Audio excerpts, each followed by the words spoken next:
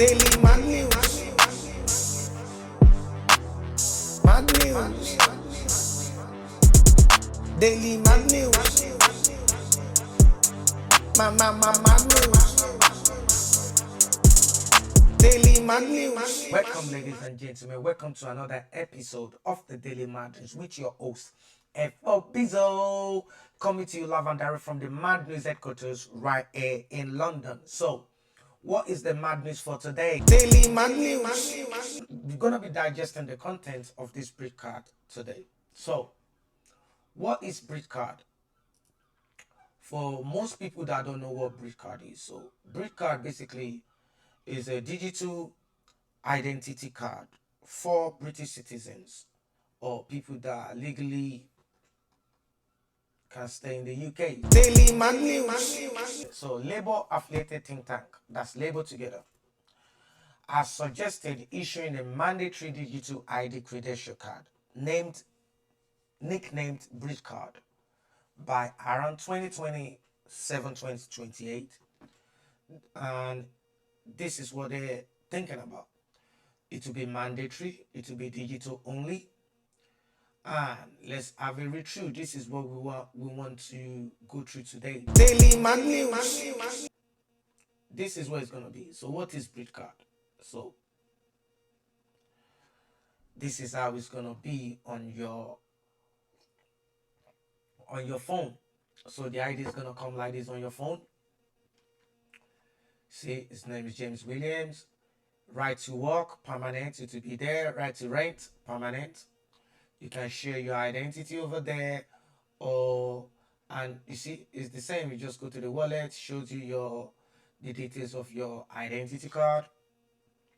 So it's basically gonna be like an app. Yeah, it's gonna be digital only, stored on a smartphone with no central physical card. It's not gonna be a card or primary database, but it is gonna be linked to government and identity system. Daily mad news. What this thing is going to do is going to cut cost.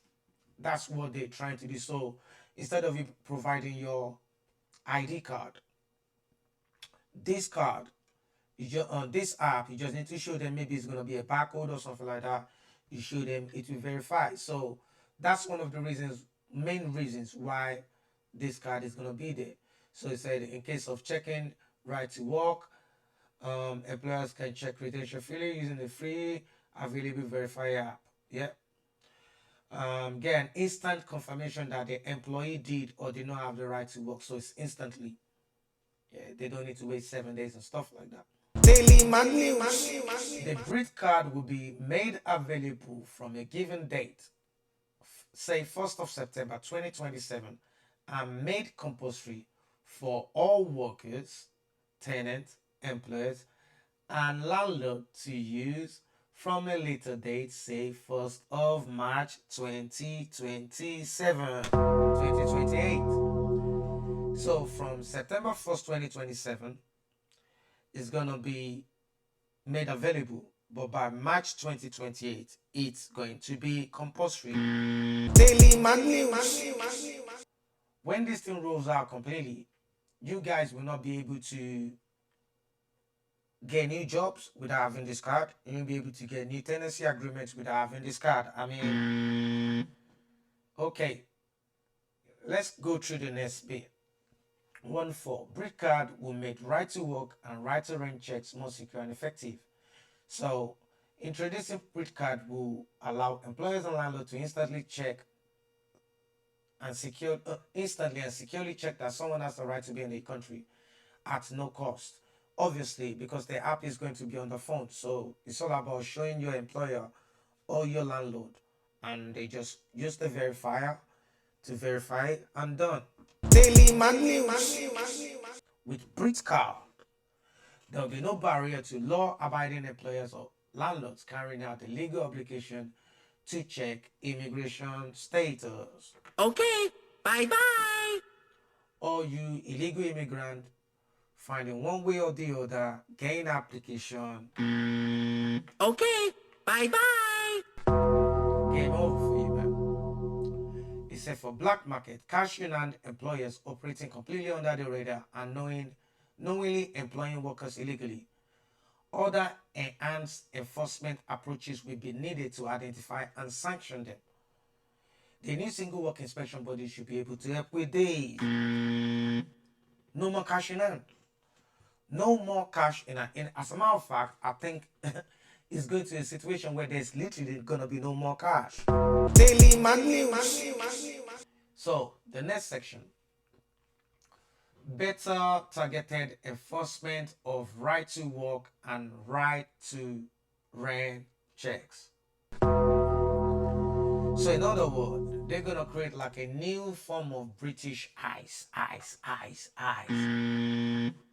So under the system label invented, a typical employer will face a check on the application of right to work once every 150 years. Wow. Landlord can expect to be fined once every 7,650 years. What? This means that the compliance is effectively optional. When paired with HMRC PSU or PSUN and company's house data, Britcard will be able to be much easier to enforce right to work checks. Guys, they're linking this card with the HMRC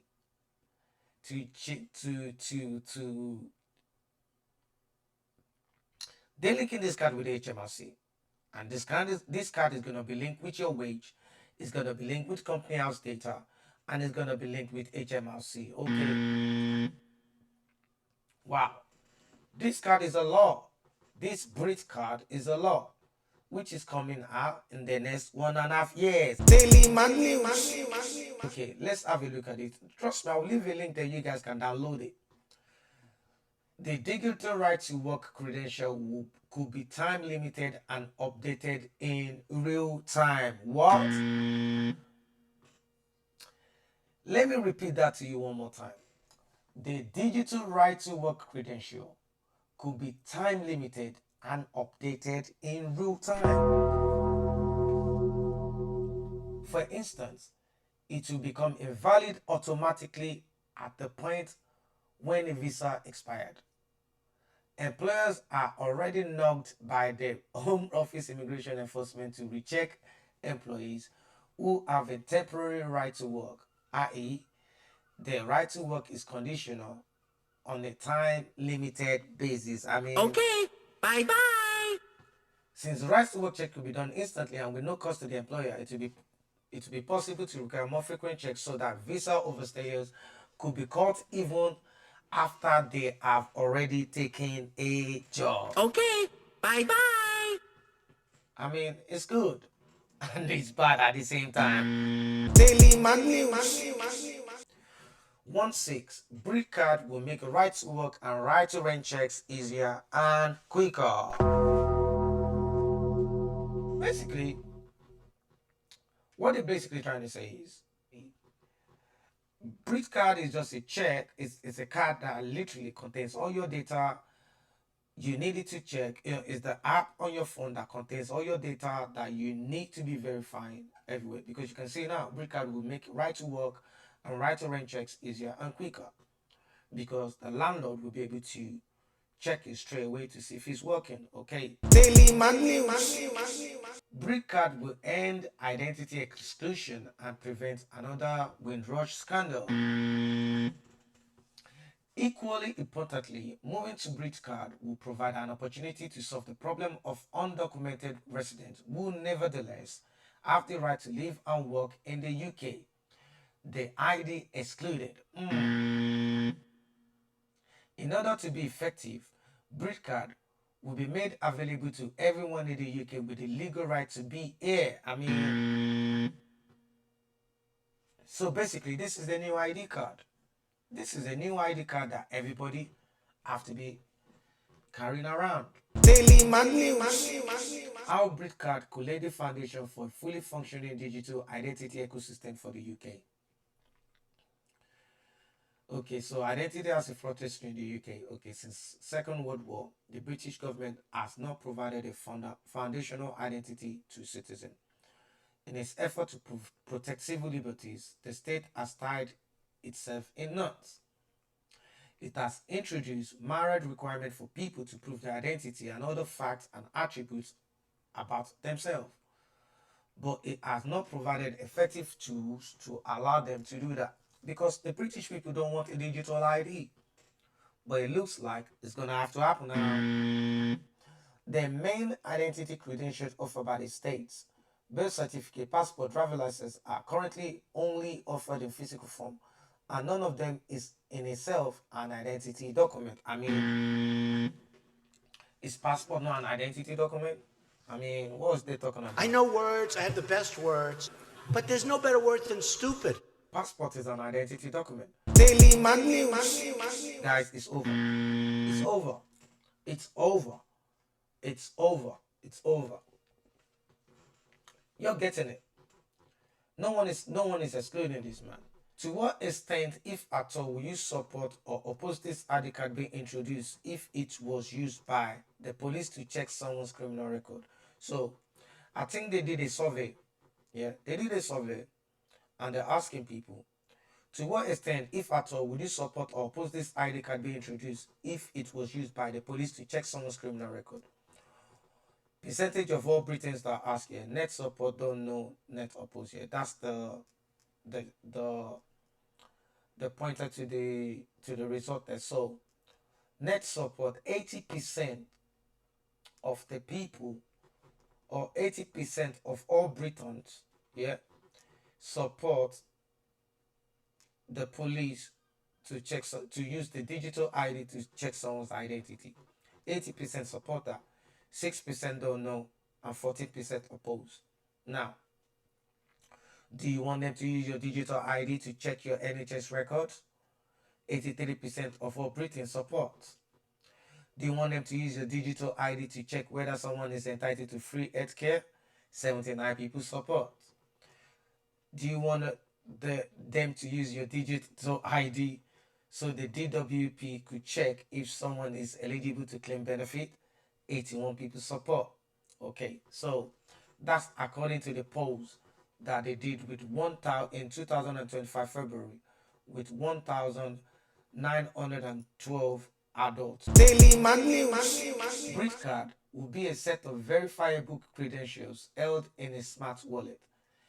This could be either the government.gov wallet already in delivery, rebranded as a Britcard wallet. I mean,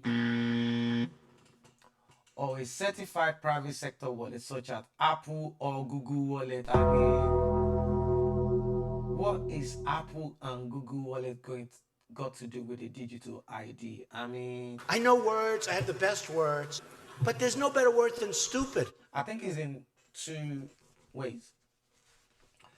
A user logs in, gets an ID, government stores the ID, you have your own ID too, you share with Right to Work, they check with the UK, wherever agency where they keep there if you're immigrant, or emergency passport office to check if your details is legit and that information is sent back. So the figure 1 shows claiming a Right to Work credential using one login and government. So this figure shows a claimant logging into the system, claiming a Right to Work credential using a one login and the government.gov wallet. Okay, so credential verification, it shows that I will go. So this is the next page. So this one is if you're trying to work. So this session is it. So when a person wanted to prove their right to work or rent, the credential will be verified using the verifier app that will be free to download. So this is the procedure here. User, yeah, authorizes credential sharing from the Gov wallet, verifies the app, and present the photos and eligibility to the employer. Employer confirms that, okay, that's you. That's you. Done.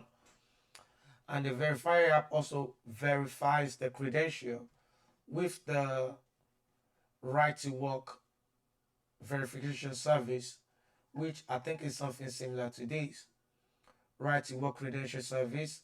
And that, if you look up there, that verifies the visa and the HMPO, this passport office credentials. So it's the same way there.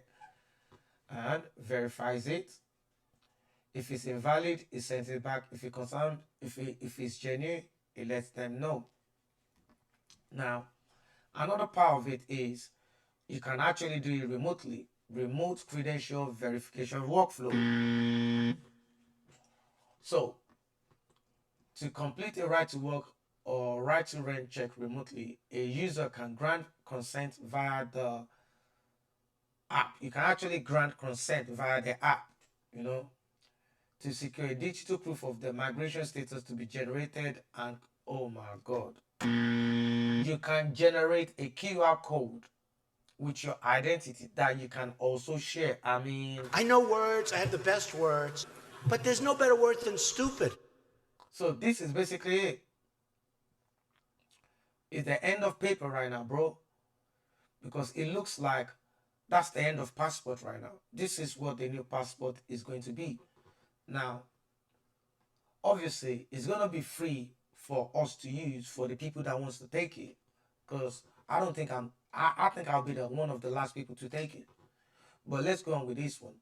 So the cost is costing the government up to 140 to 400 million to build this right to work.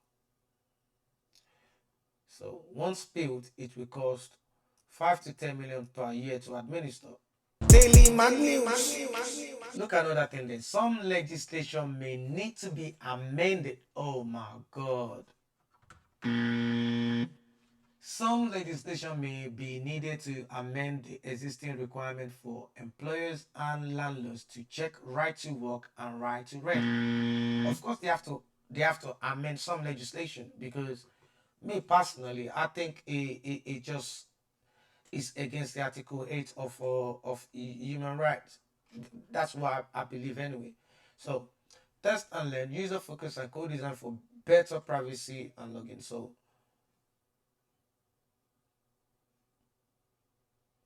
So basically that's it. And they have some recommendations there. Daily Mag News. This Britcard. Yeah, let's talk about the pros and cons. Let's talk about the key pros and benefits. Yeah. This Britcard, is going to provide faster access to services like healthcare, education, benefit, etc. Okay. It's going to provide faster access to that. Okay. Tighter immigration and fraud protection. So it's going to reduce fraud. That's fraud reduction. It's going to reduce fraud and identity theft. It's going to tight immigration. It's going to create tighter immigration rules, because I think now it's going to be easier to fish out all these illegals and all these illegal migrants and undocumented migrants. Okay, and I think the government trying to use it is as a point of avoiding past pitfalls. Let's say, for example, reusing existing data and not creating a single database. They're trying to reuse existing data instead of creating new database. With this new digital ID, they can just link their old data to the new database, and you're the missing link basically. So they don't need to create a new one. They just need to create a new ID and attach the old metadata to that ID. So I think that works well with them, because by not creating a new database, the system can avoid issues like cost overruns. Doing it this way will make them avoid the pitfall Tony Blair at that time, when he was trying to roll on this British ID card that time that people were against. So by doing it this way, it's easier for them to bypass that. Another thing that they mentioned earlier, which I don't want us to overlook, is the Windrush issue. And I think this can go both ways, because this card now can make the Windrush people now say, now we want this card for us to be able to come back, because now you can verify our information now. Let's talk about the cons. Yeah. Let's talk about the cons. The cons are a little bit high, because I think, okay, exclusion and fairness. Yeah. What happens if someone can't get digital ID? If someone decide not to get digital ID right now, yeah, they will be shunned out or shut out from all these services like education, employment, accommodation, medical, and all that. They'll be shut out. If they say they don't want it or if they couldn't get it, that means that's the end of that. And also, you have to also look at the civil liberty phase. Like I was looking at the Article 8 of the Human Rights Convention, which says, Article 8 actually says here, protect your right to respect. Article 8 protects your right to respect for your private and family life. This Britcard actually breached the Article 8 because right now is the end of privacy, and this Britcard, if it does happen to be mandatory, that will breach the Article 8 of your human right, which means you have a right to private life and family life. This Britcard actually stops that because everything you have is right there in the open. Okay, that's one cost there. 3, you've seen the implementation cost there. The implementation cost is like 400 million. Let me show you. Okay, look at it. It's going to cost up to 400 million plus another 5 to 10 years per year for maintenance. 400 million with another 5 to 10 million per year for maintenance. It doesn't really make sense. It doesn't mean that means it's a very expensive system, because I don't think it's cost effective to create. You're not actually creating a new database. You're creating an ID and attaching an old database there because there's no data migration there. But it's costing 400 million and 10 million every year to maintain. I think it's a little bit far-fetched. Now, should people be concerned? I think people should be concerned. And this is the reason why I think people should be concerned. Daily Mag News. The first country that I know that people are fighting right there now is Kenya right now. This is why, yeah? Let's start with this. This country, Kenya, yeah. The next 2 months, I have been assured by all the stakeholders, led by the ministries concerned, that by December, we will be able to launch digital ID, where every Kenyan don't have to carry any paper, plastic or otherwise, as an ID, that they should be able to be identified digitally using their iris or their fingerprints, and we can transact without the necessity of people struggling to identify who they are. Now, it sounds good when you look at it like that, but now when you look at what the reporters are saying, that it sounds a little bit bad. Now, let you listen to this. According to biometric update, Maisha number is supposedly expected to address different challenges, such as identifying and authenticating citizens, safeguarding primary registration documents such as birth certificates and national identity cards, and improving the management of the social programs and government operations. Remember, that's the same thing the Britcard said is going to offer there. If you look at it there, it's the same thing that was promised to Kenya. Anyway, let's keep going. The project has been met with skepticism in some parts of the country. Rights groups have also been expressing concern over the possibility of discrimination and the erosion of privacy. But listen, I just told you in a very nice way. Now let me just put it blatantly to you. The program targets the birth of new babies. So once you have your baby, before your baby leaves the hospital, you no longer get a paper birth certificate, but then you get a digital one that is somehow implanted somewhere on somebody's body. Guys, this is where the future of this digital ID is going. Because the moment we guys get this digital ID, the newborn babies is going to get microchip. This is it. And that's the reason why you see now Kenyans are fighting. That's why a lot of people thinking, why is there Kenyans been fighting since the past 1 year?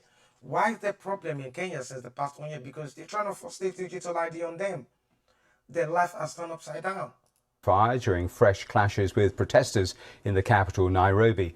Police also used whips on the protesters. Demonstrations were there and due to be held across the country to mark the anniversary of pro-democracy protests back in 1990.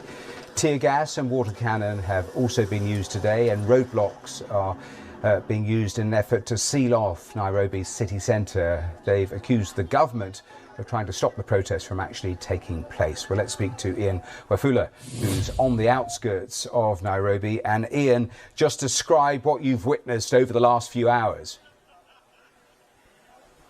Now, actually, what you see right behind me is one of the major highways that's leading from 3 other cities in Kenya. That's Kisumu, Eldoret, and Nakuru. So, on a regular day, this road would have been absolutely busy. But what we're seeing right now is that on this actual side, there's a group of protesters who are engaging with the police, and this has been the situation all day because they have been trying to make their way into the central business district of Nairobi just to protest. But this time around, police have managed to keep the protesters out of the CBD because they said, and what we've seen in the past is that protests have actually gotten violent, and to a point we've seen them being infiltrated by goons and property being destroyed.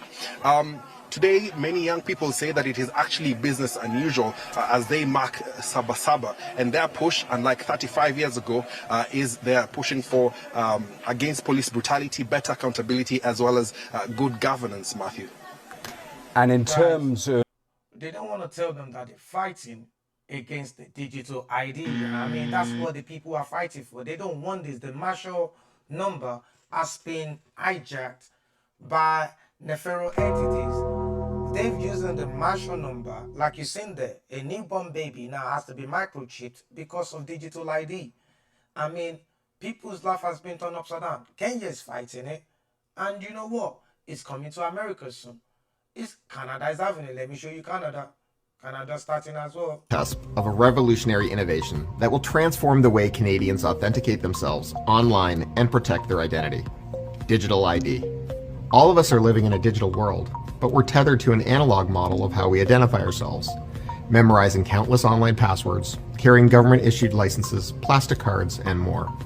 Digital ID is a way for Canadians to identify themselves to government, businesses, and each other electronically, with ease and rock-solid security, without the need to present physical documents. One interconnected network. A federated digital ID ecosystem developed in collaboration with Canada's best and brightest talent from our banks, telecommunication companies, law enforcement, and government. It would have the power and security to store every Canadian's electronic identity and attributes, and it would unlock countless opportunities for Canadians to verify who they are safely, quickly, and securely, while only revealing the information necessary for each transaction. A fast, easy, and secure way to bank, sign up for government services, renew driver's licenses or health cards, shop, travel, and more. I want to look at Donald Trump's, because not only the UK is doing this, America, goddamn one coming soon. Trust me, it's going everywhere. Every country in the UN is trying to do this by 2030. And that's what's called ID 20. It's 10 years late. It's meant to be ID 2020. But because it's not well accepted worldwide, so it's become Agenda 2030. Now, this is the... Donald Trump is already tell you he's going to enforce this too. Listen. Number 8, we will finally complete the biometric entry-exit visa tracking system, which we need desperately. For years, Congress has required biometric entry-exit visa tracking systems, but it has never been completed. The politicians are all talk, no action, never happens, never happens. Hillary Clinton, all talk. Unfortunately, when there is action, it's always the wrong decision. Do you ever notice?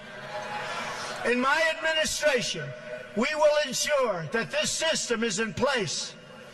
And I will tell you, it will be on land, it will be on sea, it will be in air. We will have a proper tracking system.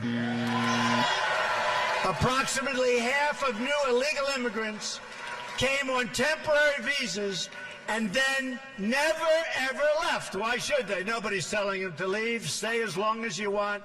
We'll take care of you. Beyond violating our laws, visa overstays pose, and they really are a big problem, pose a substantial threat to national security. The 9/11 Commission said that this tracking system should be a high priority, and would have assisted law enforcement and intelligence officials in August and September 2001 in conducting a search for 2 of the 9/11 hijackers that were in the United States on expired visas. And you know what that would have meant. What that could have meant. Wouldn't that have been wonderful, right? What that could have meant. Last year alone, nearly 500,000 individuals overstayed their temporary visas. Removing visa overstays will be a top priority of my administration. Daily Mag News. Guys, let me show you the kind of application they're doing this year. Watch this guy. People who work here can be chipped to gain entry to the building and various services. I've just been chipped myself. It's not a painless process, but it doesn't last too long, not too difficult. Minor surgical procedure, which basically involves a little chip the size of, I suppose, of a grain of rice being inserted under your skin. And you can then go off and have it programmed and then do various things inside the building. Can you hear that? I know words, I have the best words, but there's no better word than stupid. Under my skin, never. Let's go and have a look.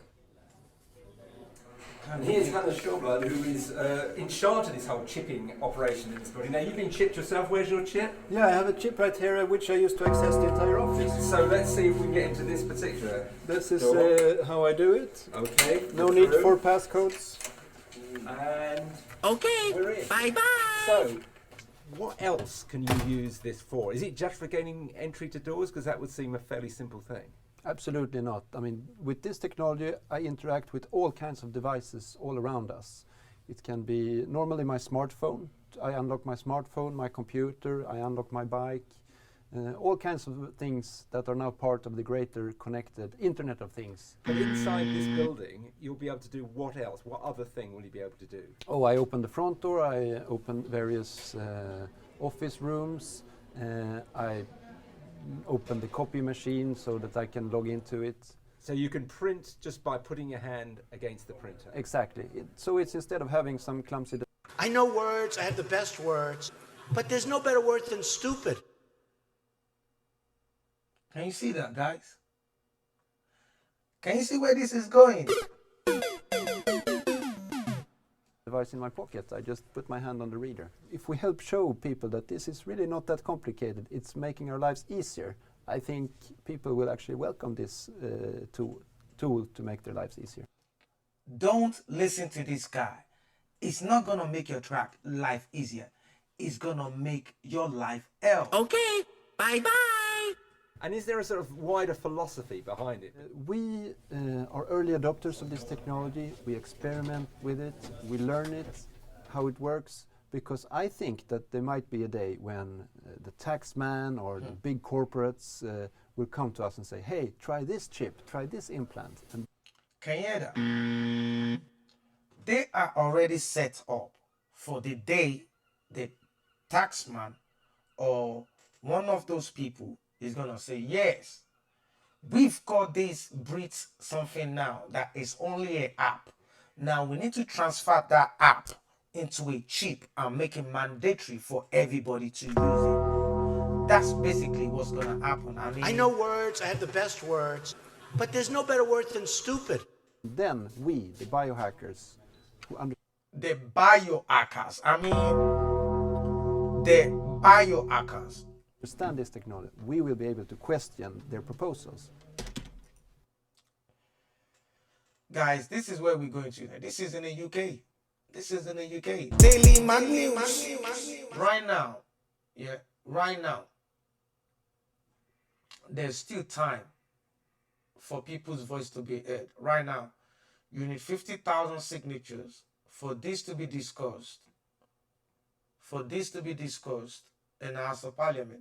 Right now we have 45,588 left. If you guys want to participate, the site is there. Just right, 38 degrees. 38 degrees, u.38degrees.org.uk. And it's part of the Big Brother Watch. And there's a petition there. If it reaches 50K, they might raise it up in the House of Parliament so people can have a discussion about it. Because while we've been watching Iraq, Iran, Israel, Palestine, and all that. These are the things, these are the laws that have been passed through behind the closed doors that we don't know about. That we're all screaming, Israel, Palestine, Israel. They're using this war as a smokescreen to get this thing behind our back. So if you don't want to be a part, we still got a chance to reject. Even though the white paper is out, we still got a chance for the people to reject this if we don't really want it. Because I believe, I mean, we've seen in Kenya now, they introduced digital ID last year, and this year they've already telling them that newborn baby should be microchipped. And we've seen now that if newborn baby microchip, we see where that technology is going. I don't want to be a part of it. Daily Man News. If you're living in a city, town, and stuff like that, I think you might not be able to escape this, because you might not be able to escape it. But if you're looking to move off grid, maybe leave the countries, go get a land or plot of land back home or something like that. I mean, in some African countries, you can get an acre for £1,000 or something like that.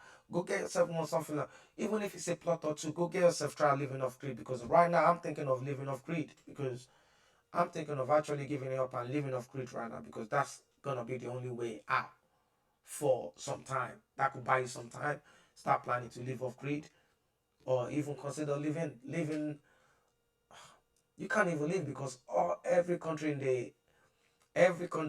the United Nations is looking to do this, so you can't even run over. But I just think it's time to start living off grid, sort out some solar panels. Let's get out of this urbanized, centralized city and just move to the countries. That's what I think. Let me know what you think. Let me know what you think on this issue, or the best way out of this situation, especially for those of you that don't want to be part of this digital ID ecosystem. And for those of you that like it, can you please tell me and have a discussion about what do you think the future of this digital ID is going to be? Is it going to be for enslavement, or if it's going to be the betterment of the humanity? Let me know what you think. Make sure you like, share, and subscribe. Until I see you on the next episode of the Daily Mad News, it's your boy FOB, and I'm out. Daily Man News. Mad News. Daily Man News. Mad News. Daily Man News.